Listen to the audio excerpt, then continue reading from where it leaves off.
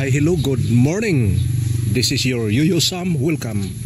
December 15, Friday, 8 o'clock in the morning.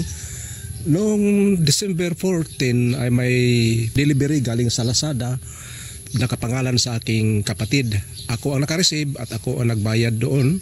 At hindi ko binuksan. Akala ko nga yung manipis na yun ay yung manipis na pakiti o yung package na nakabalot ay yun talaga ang in-order niya. Yung in-order niya sa Lazada ay 3 sabon ng Dove. Ang halaga noon ay 640.40 cents. Nung pagdating na niya galing sa opisina at dumating alas 6 na ng gabi at binuksan niya agad. Hindi pa kami naghapunan at kasama ang aking anak, siya ang nagkuha ng video. Ang aking namang kapatid ay siya rin ang nagbukas at binidyuhan dahil nagduda na siya na mali yung nakadating sa kanya dahil ang inorder niya ay 3 pakiti na sabon na Dove at sobra kasing nipis at ito at binuksan na at ang sumusunod na video ay ito yung aktual na pagbukas sa package na galing sa Lazada na inorder niya.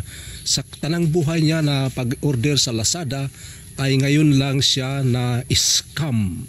Ito ang mga pangyayari.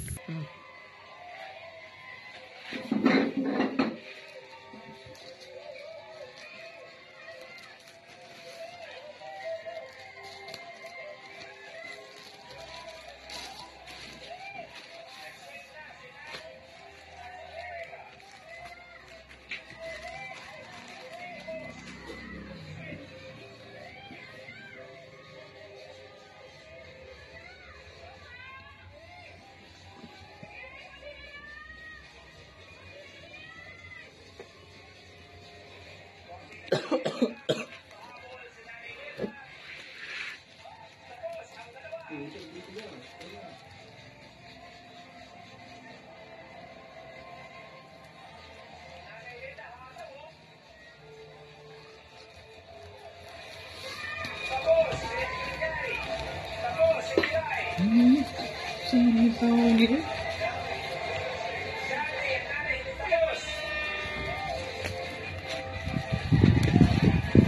Alam, no kay scam gyud ay oh. Alpon na.